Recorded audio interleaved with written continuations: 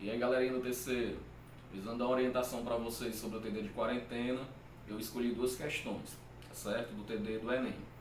Lembrando que qualquer dúvida adicional, só me procurar pelo Instagram Professor Alisson Freitas. Então vamos lá.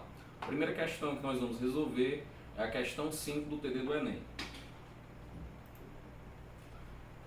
Em um experimento de Millikan, sabe-se que cada gota tem uma massa de 1,6 picograma. No caso, pessoal, nessa questão em si, ele dá a informação de quanto vale esse prefixo. Mas lembrem-se que eu falo para vocês desde o primeiro ano que a obrigação vocês saberem esses prefixos. No caso, o pico, ele vale o quê? Ele vale 10 a menos 12. E como vai estar no SI, nós vamos ter que trabalhar esse valor de massa em quilogramas, certo? Então você vai ter que converter de picograma para quilograma. Continuando a questão. Em um excedente de 4 elétrons, ou seja, ele vai ter uma carga elétrica e você vai ter que lembrar justamente que carga é igual ao número de elétrons vezes a carga elementar. Suponha que as gotas são mantidas em repouso entre duas placas horizontais, separadas por 1,8 centímetros. A diferença de potencial entre as placas deve ser em volts. Então vamos lá. Se ele está falando que ela está em equilíbrio, significa que eu tenho duas forças. Eu sei que ele tem um excedente de elétrons, então ela vai ter carga, logo ela vai ter força elétrica.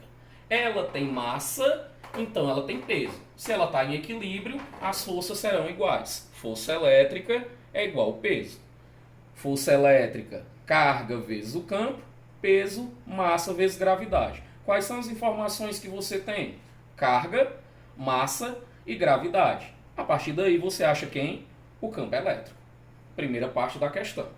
Segunda parte, ele quer saber a diferença de potencial. Diferença de potencial, campo elétrico vezes a distância. Distância você tem aqui, 1,8 centímetros. Campo elétrico você calculou. Lembrando que a gravidade, se ele não tiver dada, eu acho que ele deu, aí você considera 10 metros por segundo ao quadrado. Então é basicamente substituição de dados. Alisson, e a resolução? Aí vocês fazem, né? Esse trabalho braçal fica para vocês treinarem para o Enem, tá certo? Próxima questão. Questão 10. Fala da gaiola de Faraday, um assunto que tem a ver com a parte de potencial, com campo elétrico.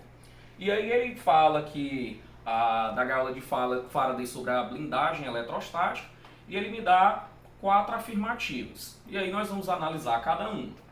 Primeira afirmativa: se o comprimento de onda de uma radiação incidente na gaiola for muito menor que as aberturas da malha metálica, ela não conseguirá o efeito de blindagem. É óbvio, ele está me falando que o comprimento de onda é bem menor do que a passagem. Então, se eu tenho algo que é menor do que a passagem, bem menor, como é que ela vai blindar? Como é que ela vai proteger? Então, essa blindagem acaba não existindo. Tranquilo? Segunda afirmativa: se o formato da gaiola for perfeitamente esférico, o campo elétrico terá seu valor máximo no ponto central da gaiola. Primeiro, se eu tenho um condutor e ele está eletrizado, todas as cargas vão estar na superfície externa. Então, internamente não pode existir campo elétrico, porque se existisse ia ter movimentação de elétrons dentro dele. Se os elétrons foram todos para fora, então significa que não existe campo elétrico interno. Tranquilo? Próxima afirmativa. Um celular totalmente envolto em um pedaço de papel alumínio não receberá chamadas, uma vez que está blindado das ondas eletromagnéticas que o atingem. Verdadeiro. No caso, nós vamos ter que eu tenho um campo eletromagnético. A partir do momento que eu tenho essa blindagem de papel alumínio, ela não vai permitir que essas ondas eletromagnéticas ultrapassem. Então, no caso, totalmente verdadeiro, item 3. E por último, item 4, as cargas elétricas em uma gaiola de Faraday se acumulam em sua superfície interna. Quando eu estava explicando a afirmativa 2, o que foi que eu falei para vocês? Sempre que eu tiver um condutor, você vai ter que as cargas vão se distribuir na superfície. É só lembrar do aparelho de DVD que você sempre leva um choque. Ok? Então, é isso aí.